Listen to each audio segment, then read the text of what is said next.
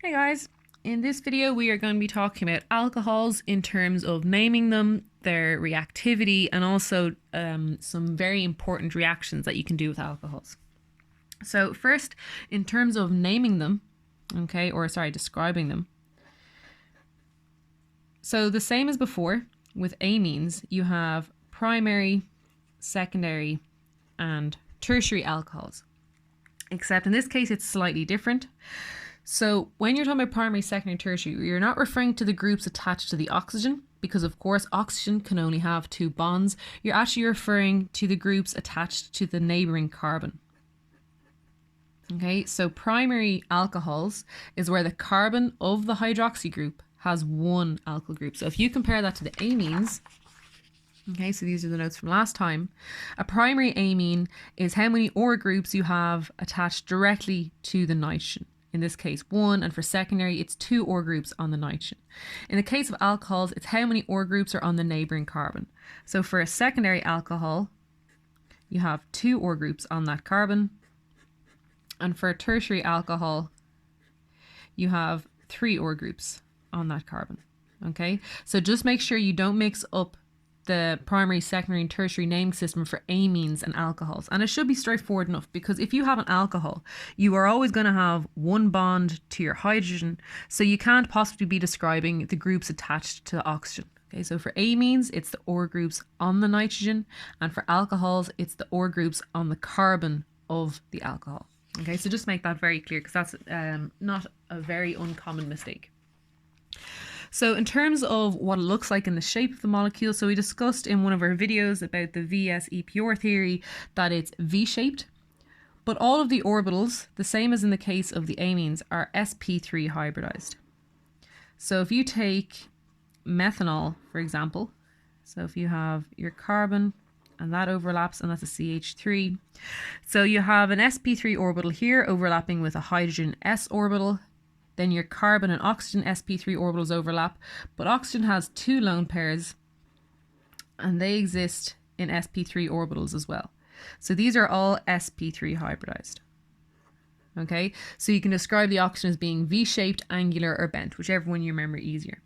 Okay, so when we were talking about amines, we were mentioning the fact that the electrons, for example, in this bond here, they live between 2 different atom nuclei. Okay, so that means there's 2 positive ends that are stabilizing and bringing down the energy of these electrons.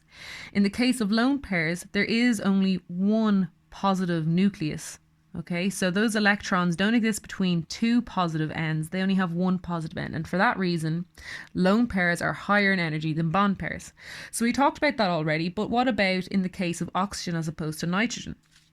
So what I said last time is that, if I can push this up high enough that you can see both, okay? So lone pairs are higher in energy, and that's true for alcohols as well. However, it's less true. And the reason for that is that oxygen is very electronegative. So that means these lone pairs are being pulled towards the oxygen quite well. Whereas in the case of nitrogen, it's only sort of electronegative, so it's only slightly pulling those electrons towards themselves, okay? So what that means is that even though this lone pair here, for example, is higher in energy than the bond pair, it's not that high in energy, okay? So because it has high, throwing the pen, because it has high electronegativity, if I can spell, electroneg, okay? What this means is that it's less nucleophilic, okay?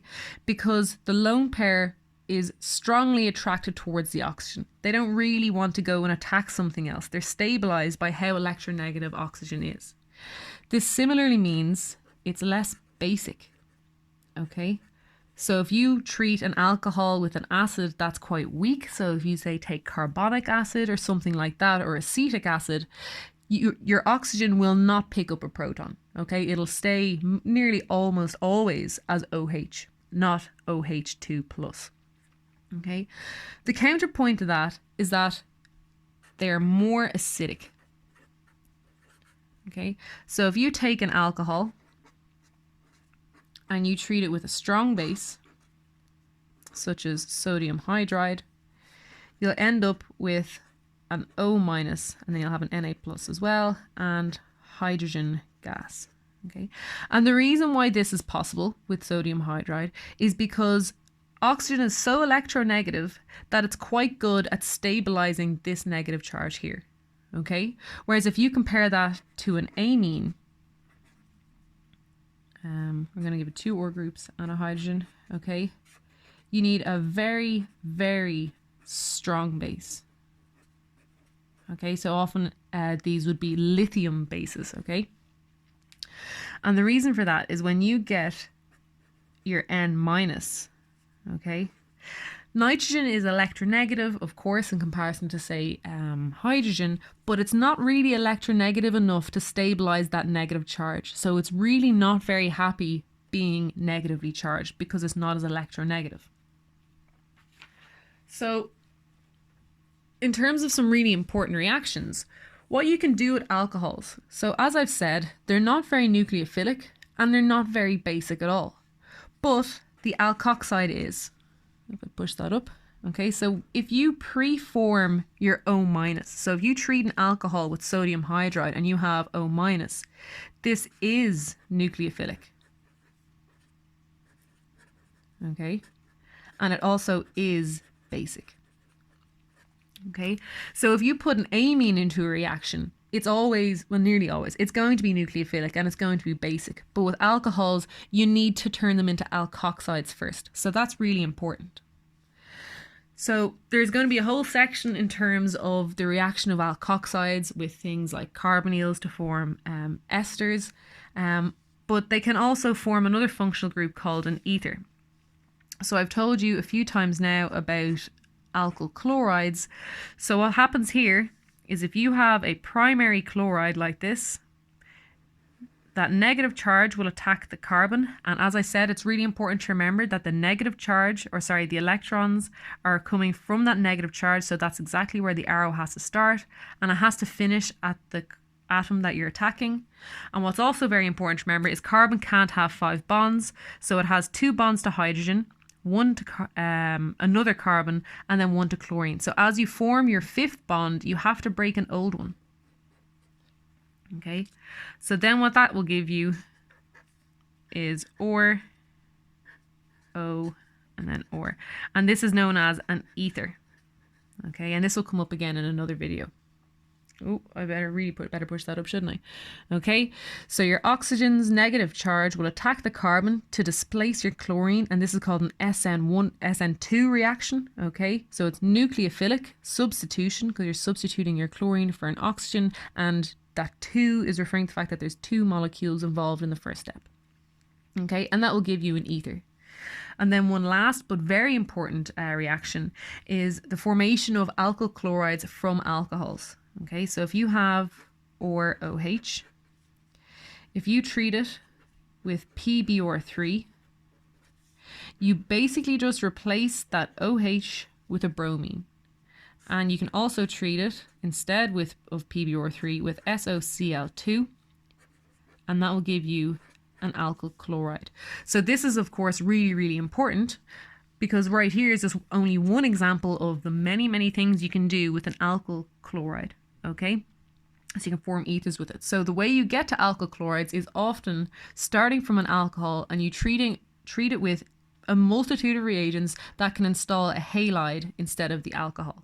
Okay, so this is just a bit of an introduction in terms of how do you name alcohols, how do you describe alcohols, primary, secondary, tertiary, why are they less nucleophilic and less nucleophilic and less basic than an amine, why are they more acidic, and what kind of reactions you can do with them. So if you found this video useful, that's really good, and I certainly hope you continue to watch the rest of them as well, because I'll be doing this for almost all of the functional groups that you will need to know. If you want to see more videos like this, please do check out the GoFundMe link down below, because this video is made as part of a fundraiser to raise money for Cystic Fibrosis Ireland, and for every €20 I've had to up the price simply because the fact there's no way I can make 100 videos in 2 weeks. They usually take about an hour each to make. For every donation then I will be making more and more videos to help you guys have some more chemistry information. So thanks very much and see you in the next video.